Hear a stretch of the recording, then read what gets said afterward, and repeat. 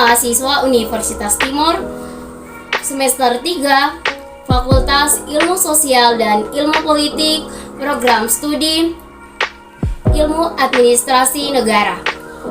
Di sini kami akan memaparkan tugas kuliah kami, yaitu Sistem Administrasi Negara. Perkenalkan, nama saya Elizabeth Sonia Asa, NIM 22210010. Saya Meliana Telit, NIM 2221003. Saya Isdorus Pupu, NIM 22210023. Saya Sita Lydia Lake, NIM 22210048.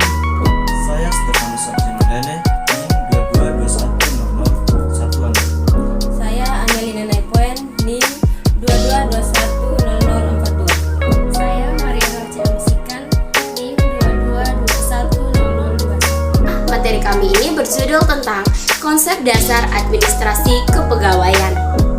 Dalam konsep dasar administrasi kepegawaian ini, kami akan membahas 8 sub pokok daripada materi ini. Yang pertama itu ada pengertian administrasi kepegawaian. Yang kedua ada ruang lingkup administrasi kepegawaian. Yang ketiga itu ada tujuan administrasi kepegawaian. Dan yang keempat itu adalah fungsi administrasi kepegawaian. Yang kelima adalah pendekatan administrasi kepegawaian. Yang keenam, sasaran administrasi kepegawaian. Yang ketujuh, kebijakan kepegawaian. Dan yang terakhir, kedelapan, yaitu lembaga pengelola kepegawaian.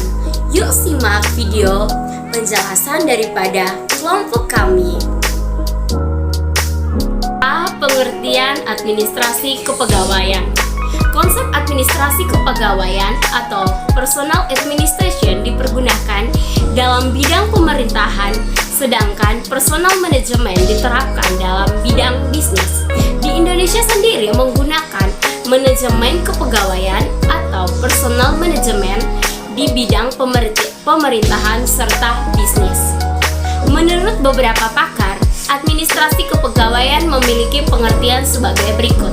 1. Menurut M. Manulang, administrasi kepegawaian adalah seni ilmu perencanaan, pelaksanaan, dan pengontrolan tenaga kerja untuk mencapai tujuan yang telah ditentukan dengan memberikan kepuasan kepada para pekerja.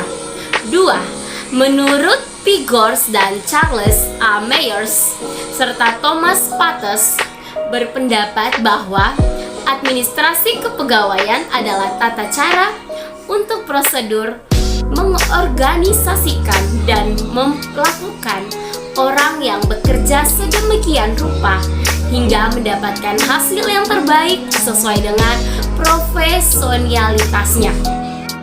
3. Menurut Burhanuddin A, administrasi kepegawaian adalah sebagai upaya memperoleh pegawai negeri sipil yang loyal kepada Pancasila dan Undang-Undang Dasar 1945, cakap, terampil, jujur, dan disiplin dalam melaksanakan pokok pemerintahan dan pembangunan. 4.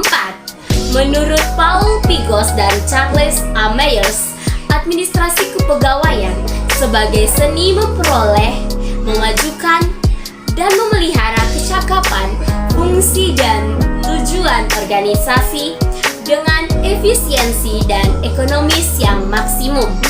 Yang kelima, menurut Glenn O. Stahl, administrasi kepegawaian sebagai keseluruhan yang berhubungan dengan struktur, sumber daya, manusia, dan organisasi. Nah, dari penjelasan tersebut dapat kita simpulkan bahwa pengertian administrasi kepegawaian adalah pengelolaan kepegawaian negara atau pegawai negeri yang dikaji sebagai ilmu dan seni mempelajari proses penggunaan tenaga manusia mulai dari penerimaan hingga pemberhentiannya.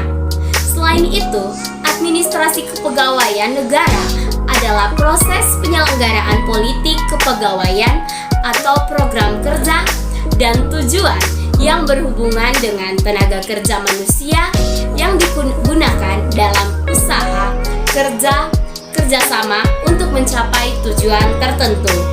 Secara fungsional, administrasi kepegawaian negara adalah untuk mengatur, mengurus penggunaan tenaga kerja manusia sebagai usaha kerjasama dalam merumuskan tujuan, sasaran pokok kebijaksanaan politik, dan menyusun organisasi untuk menyelenggarakan pelaksanaan tujuan sasaran pokok kebijakan politik tersebut. B. Ruang lingkup administrasi kepegawaian.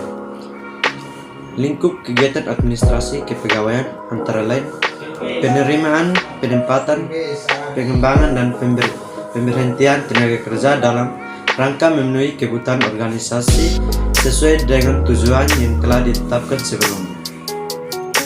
Kegiatan administrasi kepegawaian adalah sebagai berikut. Yang pertama, staffing, meliputi penyaringan, interview, pengangkatan, analisis pekerjaan, uraian pekerjaan, promosi, mutasi, dan perluasan pekerjaan. Yang kedua, pembinaan meliputi bimbingan penilaian kepegawaian, inventarisasi, kontrol pemindahan pelayanan kesehatan, pencegahan kecelakaan, kesejahteraan pegawai, dan sebagainya. Yang ketiga, hubungan kepegawaian meliputi hubungan serikat kerja dengan organisasi serikat kerja yang lain atau hubungan antar organisasi serikat kerja dengan perusahaan, perlindungan kontrak kerja, keluhan buruh, pariwisata jika terjadi perselisihan kerja, dan sebagainya. Yang keempat, latihan dan pengembangan meliputi job training, latihan kepemimpinan, pengembangan kepemimpinan, latihan khusus atau latihan kerja sebelum menduduki suatu jabatan, dan sebagainya.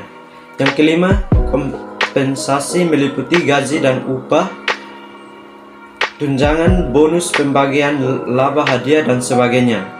Yang keenam, komunikasi kepegawaian meliputi buku petunjuk, saluran komunikasi, pengendalian gosip, keluh kesah, mendengarkan keluhan survei, tingkah laku modal, dan pengharapan.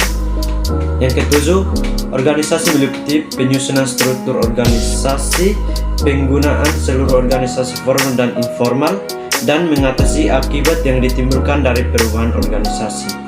Yang kedelapan, administrasi meliputi penjelasan penafsiran mengenai otoritas, konsultasi, partisipasi gaya kepemimpinan, dan sebagainya. Yang kesembilan, kebijakan kepegawaian dan pelaksanaan meliputi penentuan tujuan kebijakan, strategi, dan perencanaan kebutuhan tenaga.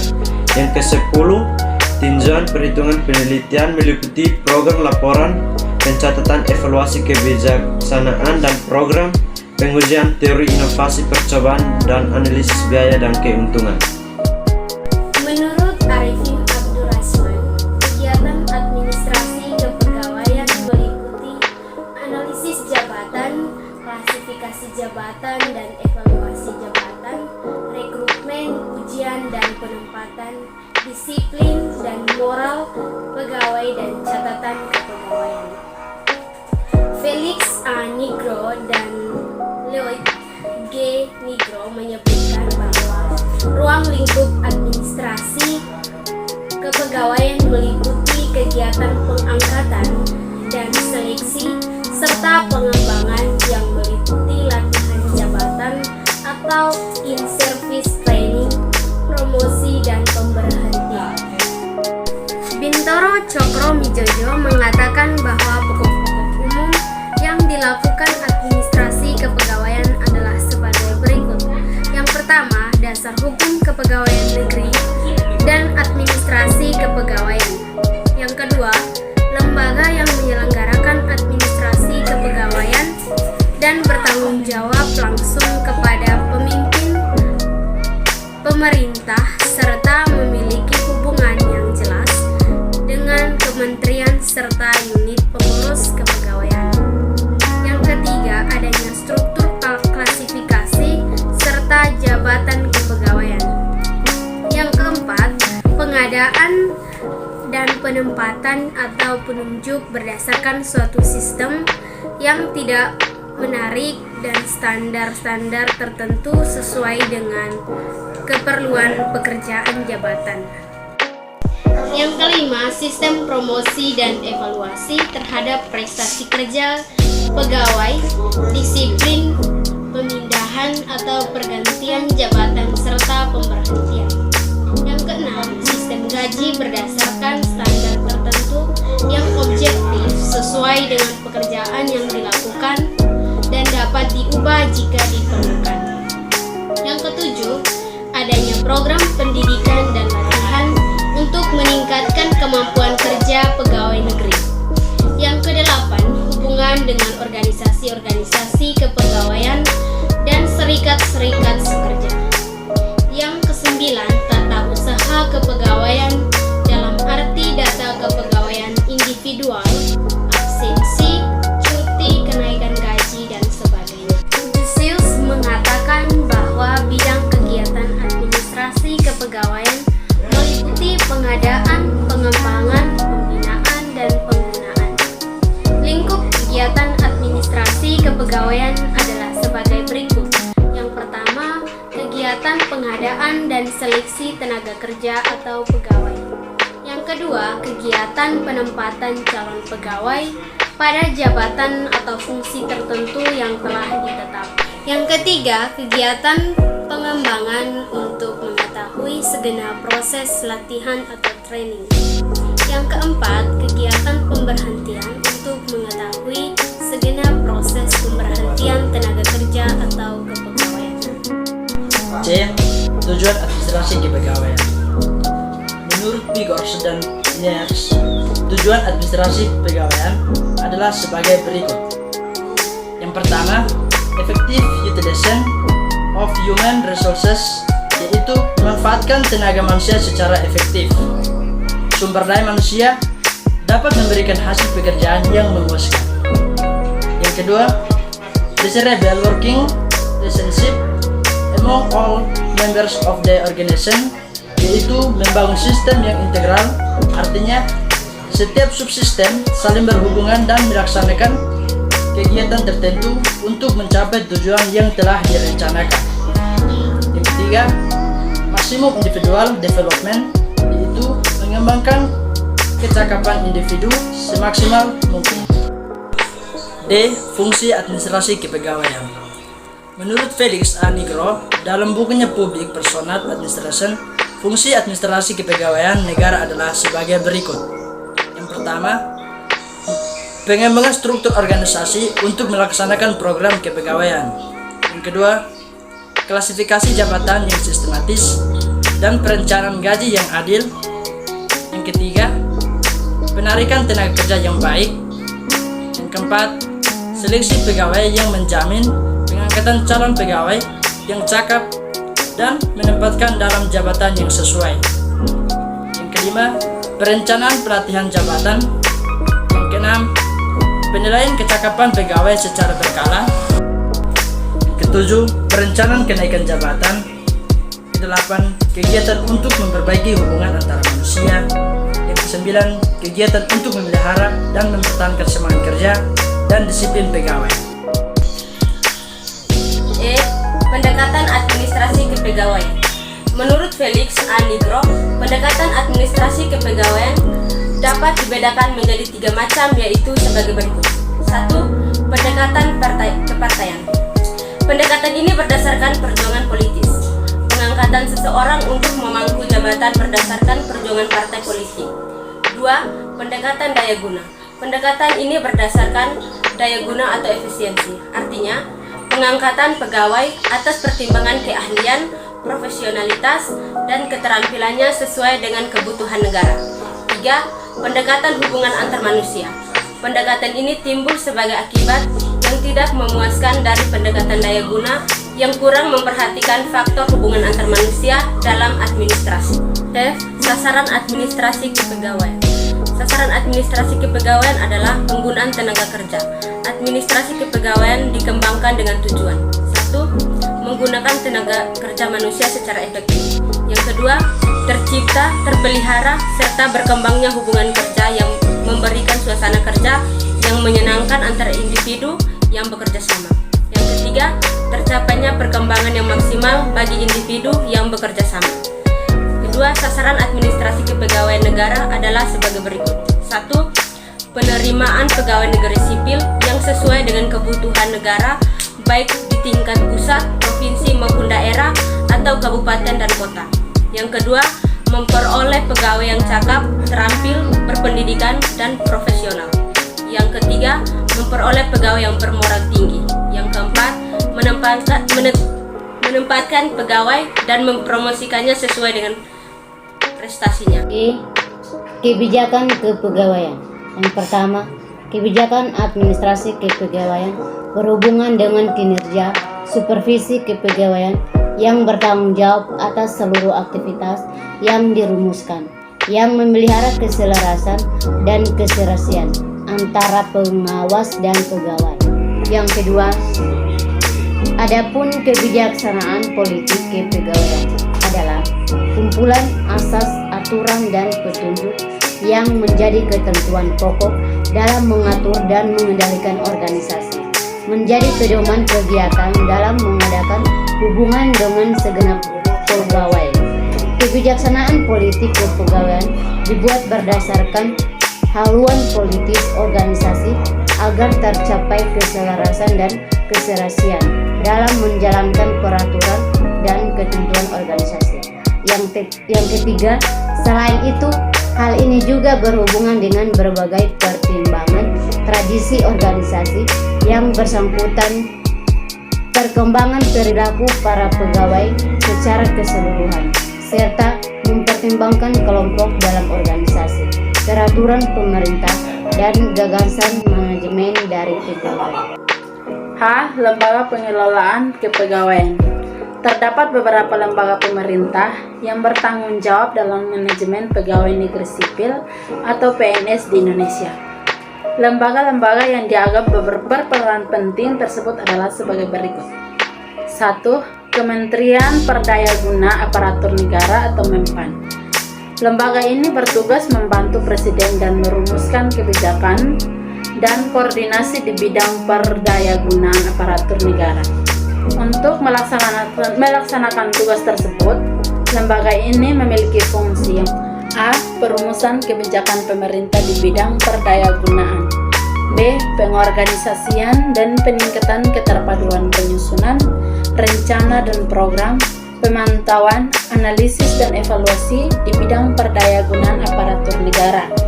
C. Penyampaian laporan hasil evaluasi, saran dan pertimbangan di bidang tugas dan fungsinya kepada Presiden. 2. Badan Kepegawaian Negara atau BKN. BKN bertugas melaksanakan tugas pemerintah di bidang manajemen kepegawaian negara sesuai ketentuan perundang yang berlaku. Dalam melaksanakan tugas tersebut, BKN menyelenggarakan fungsi yang pertama, pengkajian dan penyusunan kebijakan nasional di bidang kepegawaian. B. Penyelenggaraan koordinasi identifikasi kebutuhan pendidikan dan pelatihan, pengawasan dan pengendalian, pemanfaatan pendidikan dan pelatihan sumber daya manusia PNS. C. Penyelenggaraan administrasi kepegawaian, pejabat negara dan mantan pejabat negara. D. Penyelenggaraan administrasi dan sistem informasi kepegawaian negara dan mutasi kepegawaian antar provinsi. E. Penyelenggaraan koordinasi penyusunan norma, standar dan prosedur mengenai mutasi, gaji, tunjangan, kesejahteraan, hak dan kewajiban, kedudukan hukum PNS pusat dan PNS daerah dan bidang kepegawaian lainnya. F. Penyelenggaraan bimbingan teknis pelaksanaan peraturan perundang-undangan di bidang kepegawaian kepada instansi pemerintah. G. Koordinasi kegiatan fungsional dalam pelaksanaan tugas BKN. H. Fasilitasi kegiatan instansi pemerintah di bidang administrasi kepegawaian. I. Penyelenggaraan pembinaan dan pelayanan administrasi umum di bidang perencanaan umum, ketatausahaan, organisasi dan tata laksana, kepegawaian, keuangan, kearsipan, persandian, perlengkapan, dan rumah tangga. Yang ketiga, Lembaga Administrasi Negara atau LAN. Lembaga Administrasi Negara bertanggung jawab melaksanakan tugas pemerintah di bidang administrasi negara. Tugas tersebut dimanifestasikan ke dalam sejumlah fungsi, di mana fungsi tersebut yaitu yang pertama, pengkajian dan penyusunan kebijakan nasional tertentu di bidang administrasi negara. Yang kedua, pengkajian kinerja kelembagaan dan sumber daya aparatur dalam rangka pembangunan administrasi negara dan peningkatan kualitas sumber daya aparatur. Yang ketiga, pengkajian dan pengembangan manajemen kebijakan dan pelayanan di bidang pembangunan administrasi negara. Yang keempat, penelitian dan pengembangan administrasi pembangunan dan otomatis administrasi negara. Yang kelima, pembinaan dan penyelenggaraan pendidikan dan pelatihan aparatur negara. Yang keenam, koordinasi kegiatan fungsional dalam pelaksanaan tugas lembaga administrasi negara. Yang ketujuh, fasilitasi dan pembinaan terhadap kegiatan instansi pemerintah di bidang administrasi negara. Yang kedelapan, penyelenggaraan pembinaan dan pelayanan administrasi umum di bidang perencanaan umum, ketatausahaan, organisasi dan tata laksana, kepegawaian, keuangan, kearsipan, persandian, perlengkapan, dan rumah tangga. 4. Badan Kepegawaian Daerah atau BKD. Badan ini mengatur administrasi kepegawaian pemerintah daerah, baik pemerintah daerah kabupaten, kota, maupun pemerintah provinsi. Sesuai dengan undang-undang tentang pemerintah daerah, kewenangannya adalah untuk mengatur kepegawaian mulai dari rekrutmen sampai dengan pensiun berada di kabupaten kota. Pembentukan BKD sendiri didasarkan pada peraturan daerah masing-masing. Sebelum pelaksanaan otonomi daerah, semua urusan kepegawaian berada pada pemerintahan pusat. Sedangkan yang ada di daerah hanya sebagai pelaksana administrasi kepegawaian dari kebijakan pemerintahan pusat. Nah, itulah video dari materi kami kelompok 1. Jika ada kata yang salah dalam video kami mohon maaf. Jangan lupa Like, comment, share, dan subscribe. Dan sampai jumpa.